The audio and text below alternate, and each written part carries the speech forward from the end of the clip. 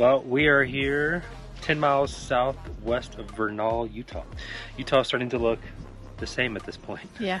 This area is really pretty. This is probably the bestest, best boondocking spot that I think we've ever had. Agreed. There's things that we look for in a boondocking spot. You know, privacy. That's why we boondock, to have privacy. Accessibility.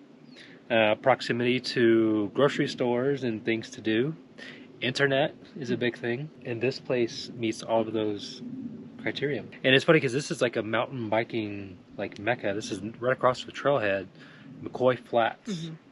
And when the weather has been nice, the place has been super packed with mountain bikers. But so quiet. Very quiet. The mountain bikers have so much respect for everything around here. The sheriff pulls through like once a day and monitors the place. Seems to really, so you can tell it's really well maintained. It's well patrolled. People don't come in here and act crazy or shoot glass or anything because there's no trash around anywhere. Right. Fantastic spot. Yeah. The road coming in is a little iffy. Oh, yeah. Just look it's got potholes and parts that are kind of falling apart. Yeah. Which is only tricky because there's a lot of hills coming through. So some of it you can't see until you're already coming down the other side. Yeah. So not a road to just fly down. No. So take it easy, especially if you're going to be coming in at night. But there's quite a few spots. You have to kind of look for them. They're kind of off on these spurs. Where we're at is right across from the trailhead. There's 2 spots down here, but further down this road, there are people like on top of the ridge and stuff. You can see them from afar. So really great spot to explore the city of Vernal. So Vernal was actually kind of a cool town. Lots of quirky little stuff in there. Lots of murals. One of them was in Cobble Rock Park. Yes. Yeah. They had some plaques with like the history of Vernal, and the murals were cool to see too. Yeah, they were really cool. They call it Dino Land. Yeah, they have a website that you can check out, and it gives all kinds of things to do around the area, some history of Vernal and things like that. So lots of cool things to do around here. Yeah. One of them is Fantasy Canyon, which is this very odd place in the middle of absolutely nowhere. Like oil fields, there's oil derricks like all around. That's all you see out there. In the midst of this is this strange canyon of naturally weathered sandstone. It was really interesting. Check this out.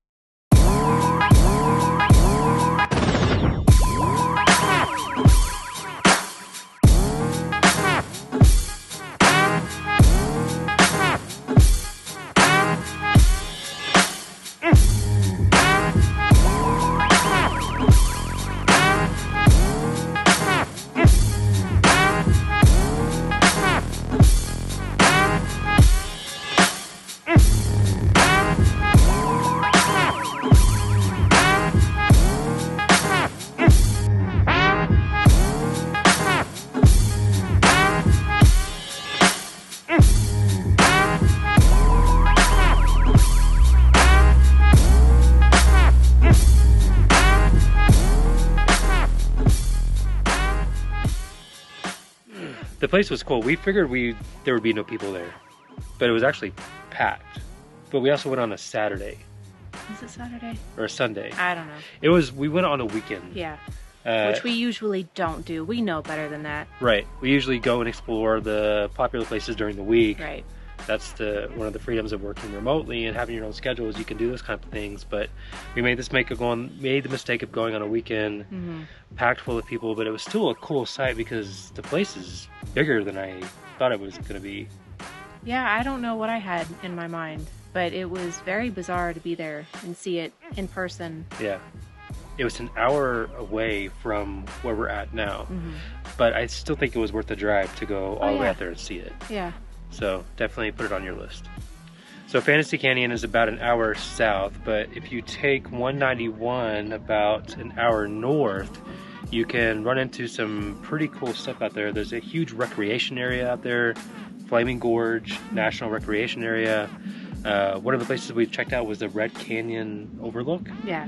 And it had a really cool overlook of like the Gorge. And the river. And the river below.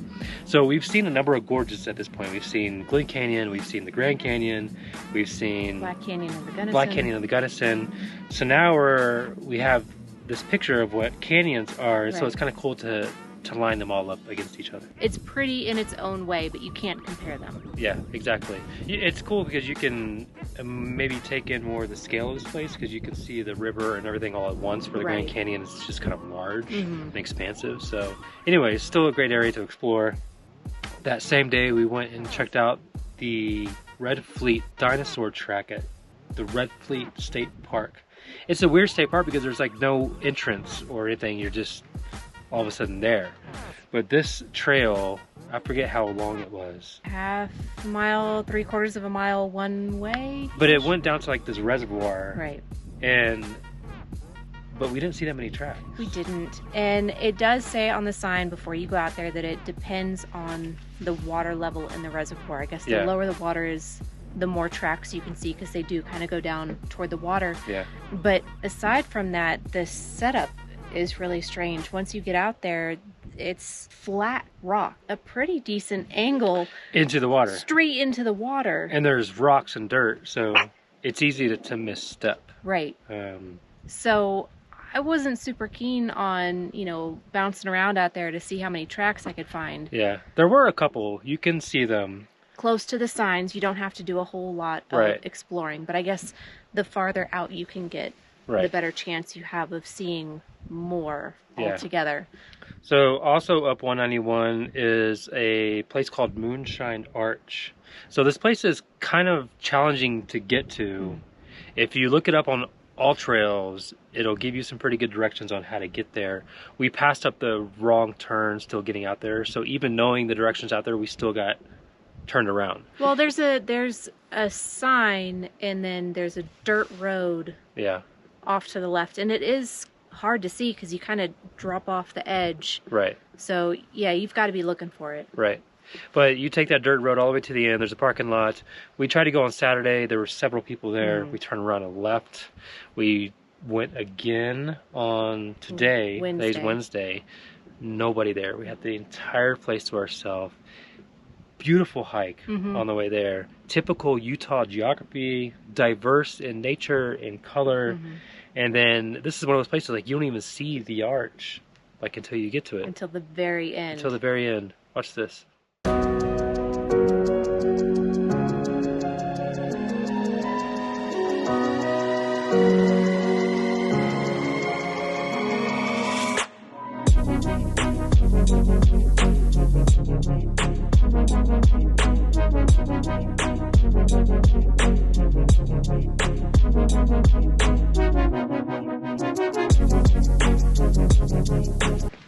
What? Where are you going? Come on, let's go enjoy this damn hike. You're gonna love it.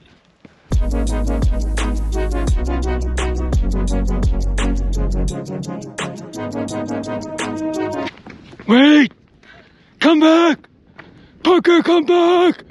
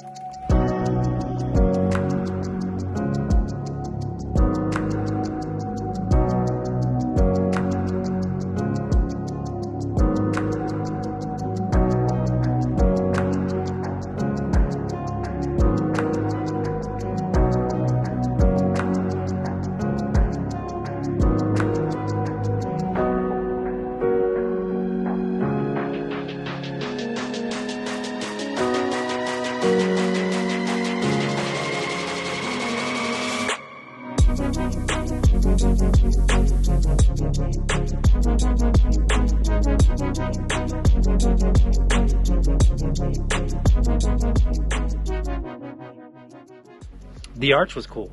It was. It was really neat. Definitely recommend driving out there to see it. And then it was like a 1.5 mile round trip hike. Right. From the parking lot to the arch. Yeah, so relatively easy hike.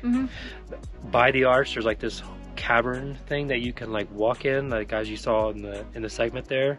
So it was a really cool place to go check out. Yeah. Definitely recommend it. Add it to your list of must-see things if you're going to be staying in Vernal. All right, well, that's it for Vernal. Yes. Definitely recommend coming through Vernal. It's a cool place to come and visit and check out. Yeah, especially if you're into dinosaurs, if you've got kids that are into dinosaurs. Yep. A lot going on here. Yep. From here, we are headed to Dinosaur, Colorado. It was falling over. Well, I see how you were going to use my arm to catch you. I would have stood firm.